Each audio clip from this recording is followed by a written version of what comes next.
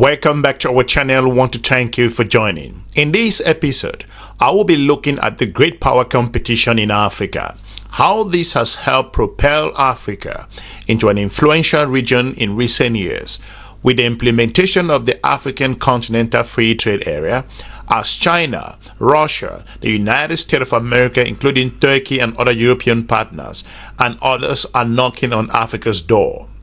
Great power competition, a classic aspect of international relations, is based on traditional power politics, particularly a permanent contest for supremacy in regional or globally. The issue of great power competition is particularly relevant in the context of China's rise, the relevant and also relative decline of the United States of America, and Russia's resurgence. Three distinctive elements, power, security, and status, are the most significant states in geopolitical competition. Other factors such as neighborhoods and sub-region may affect the quest for great power status. In Africa, rivalry and competition for influence and resource between this European Union, the United States of America, Russia, and China are occurring, as we all see. Throughout history, Africa has attracted significant international interest because of its natural resources and economic potential. Additionally, the geostrategic location of Africa is of particular interest since it is the continent best positioned geographically in relation to the larger consumption centers of the world, and Africa has, differently from other continents, a positive demographic bonus with growing consumer and also middle classes. If you look at the great power competition in the continent of Africa, great power competition in Africa has had several positive consequences.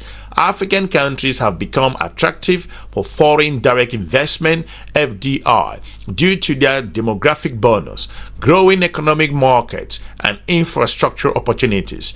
China has been very active in the continent of Africa since the early 2000s, with a growing presence throughout the BRI, known as the Belt and Road Initiative, focusing mainly on ports, railways, and energy facilities. Military cooperation has been an area of particular interest, with the United States of America having the most significant military presence in the region. If you look at other aspects, China has been involved in peacekeeping missions in Africa and recently established its first overseas military base in the country of Djibouti.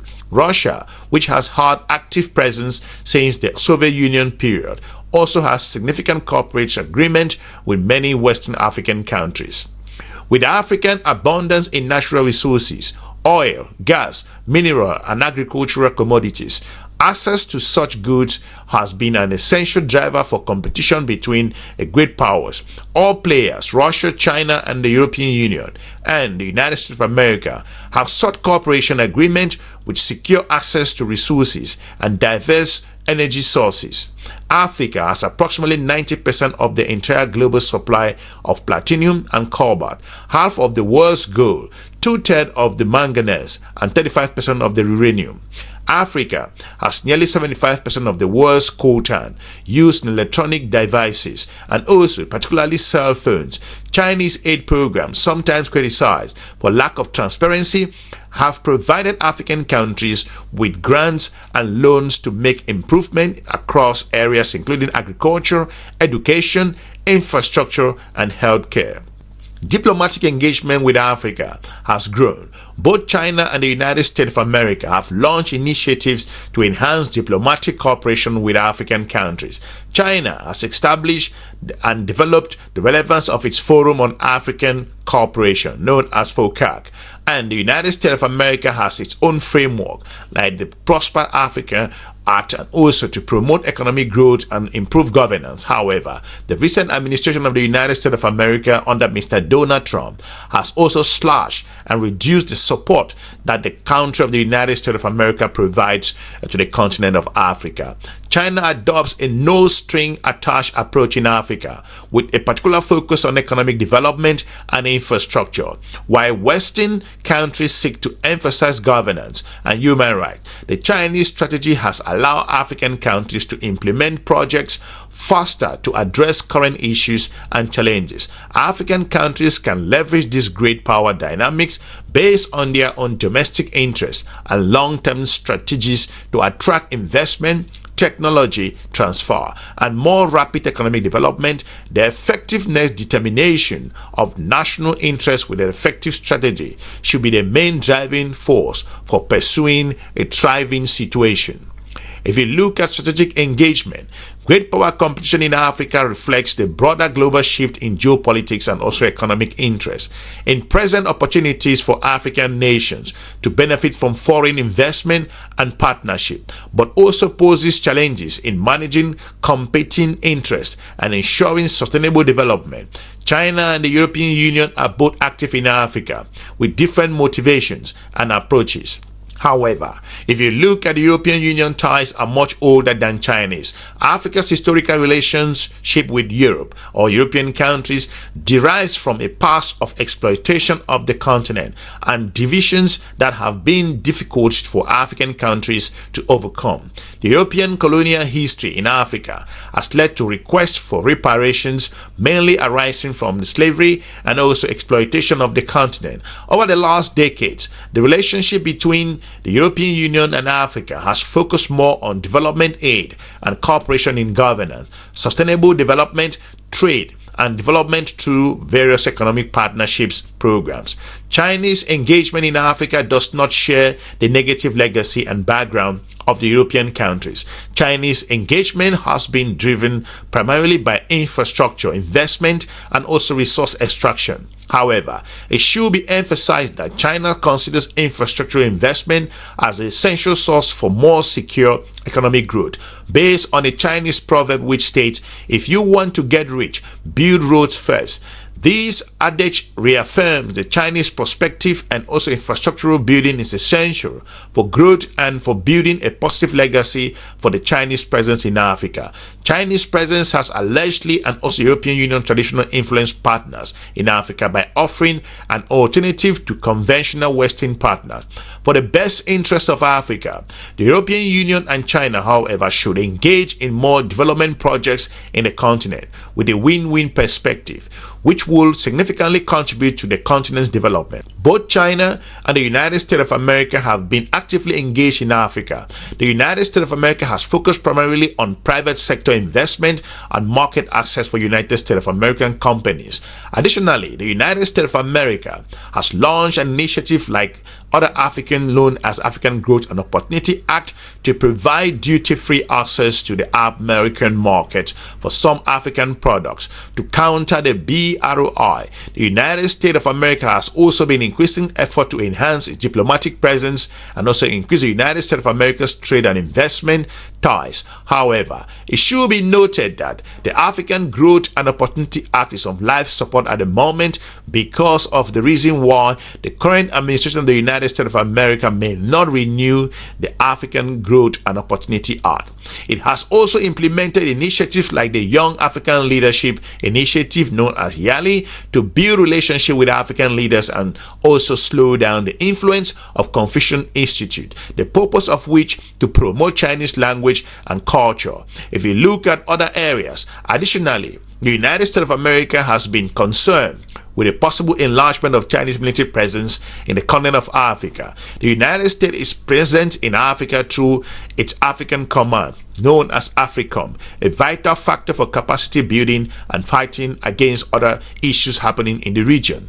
In the technology arena, where the China-United States of America's strategic clash has been deepening, particularly in the cybersecurity, artificial intelligence, and the 5G technology area, African countries must distance themselves from this distinctive push for technological dominance in order to be able to choose what is best for themselves. Africa continues to face several challenges. Addressing those is essential to secure development, growth, and also progress. Despite positive economic growth in the last decade, poverty, unemployment, and also income inequalities are still a challenge across the continent of Africa as well, particularly in securing inclusive development. And also many African countries still face governance and stability issues with weak institutions and also corruption, leading to political and economic instability, a fragile environment for transparency and the rule of law in challenging African nations. This still needs to overcome to achieve greater stability. Additionally, the continent will face challenges related to inadequate infrastructure, transportation, and also more importantly, energy and telecommunication, which limits economic growth and development. Developing robust infrastructure is crucial for Africa in terms of trade and development, particularly in the continent that faces the fastest demographic transition with significant challenges for urban planning, resource management, health services, and sustainable growth. If you look at other areas, inadequate rule of law, transparency, and infrastructure are Africa's greatest challenges, imposing significant limitation on accessing essential services. Several African countries still face domestic and cross-border conflict that disrupt investment, development, and also conflict resolution. In the healthcare arena, Africa still has several challenges, including malaria and other challenges in terms of health that impact several and population standard of living and longevity. Poor educational system will lower literacy rates and also generate challenges for workforce quality and, more importantly, innovation as essential tools to foster growth. Such challenges require international partnership, engagement, local empowerment, and improve human capital to unlock this particular Africa's potential. If you look at strategic area as we close this episode, China has cooperated actively with several African countries, particularly on infrastructure, investment, trade, and aid. China has been responsible for developing several significant African infrastructure projects, particularly ports, roads, bridges, and power stations. Such as project includes across most pressing challenges that Africa is facing. Connectivity within the continent. China has engaged actively with African countries on technology transfer and capacity building, projects in telecommunication, renewable energy and information technology, mobile networks, and enhanced communication infrastructure across the region. China became Africa's largest trading partner in 2009, and in some aspects it has continued to do so, with an ever-increasing trade volume, with Chinese demand for commodities, oil, mineral, agricultural products contributing enormously to expanded trade, job creation, and economic growth. Through criticizing Addis more by causing environmental degradation, no doubt, and resource depletion, Chinese investment have proven to be more positive than negative in terms of their results in the continent of Africa. Chinese companies have invested in mining activities, particularly in copper, cobalt, gold, and iron ore, particularly in Congo and also Zambia, and more importantly in South Africa. Africa has approximately 90% of the entire global supply of platinum, cobalt, half of the world's gold, 2/3 of the manganese, and 35% of the uranium, like I pointed out. Africa has nearly 75% of the world's coltan used in electronic devices, particularly cell phones, and also looking at Chinese aid programs, sometimes criticized for lack of transparency, have provided African countries with grants and loans to make improvement in areas including agriculture, education, infrastructure, and healthcare. If you look at the figures, Chinese foreign direct investment in Africa went from 74 billion looking at recently in 2003 to over 5.4 billion in 2018. The Chinese foreign direct investment stock in Africa grew approximately 100-fold from 490 million in 2003, peaking in 2018. In 2021, the Forum on Africa Cooperation, known as FOCAC China, committed over 10 billion in private foreign direct investment for 2022-2025. If you look at other areas, as I close this episode, the most significant aspect of Chinese African cooperation has been the reduction in dependency of African countries on their former Western partners and colonizers. The Western argument of debt trapping and neocolonialism is condescending with regards to the capacity of African countries to determine their path and future, and more importantly to safeguard their own long-term interests. Finding the best way to benefiting from the great power competition, particularly between China, the European Union, Russia, and the United States of America is Africa's most pressing challenge. In the coming years, African leadership should keep a strategic distance from the players to ensure it promotes Africa's interests first. This means avoiding false narrative that may develop, particularly concerning China. Chinese development can provide three important results: a leading elite highly committed to finding and also implementing a long-term solution can create new realities for its citizenry. Also, a hard-working population whom, without many of those social benefits and entitlement usually deemed essential in many Western countries, can generate growth, wealth, and most importantly savings to secure steady development. And cheap labor can go a long way in building a successful story. If you look at finally, China's African corporations should be able to create a new base from which growth can be shared more widely. The Chinese have promoted and also promised neither to preach nor to interfere. Of course, funds flow and certain milestones are reached, but China does not want to convert Africa into its own value. China is, however, one principle on which China wants to convert Africa. Trade in reality is China's most extraordinary soft and hard power. Additionally, China can supply whatever is necessary to Africa and also through enhanced connectivity and infrastructure, railway development and industrialization in Africa, and by encouraging companies which from both sides to explore more ways to create work. China's presence in Africa has been more positive than negative. Its investment on the continent have created a positive legacy in terms of infrastructure, which should serve the countries involved and help to achieve greater financial results. China has not imposed projects, debt trapping, or its ideology on those countries where it has developed projects and joint activities. However, the narrative perpetrated by Western countries may lead to a different yet equivocal perspective. By stimulating investment in Africa or in infrastructure, China projects its belief that infrastructural projects are the essential elements for obtaining an improvement level of development and also growth.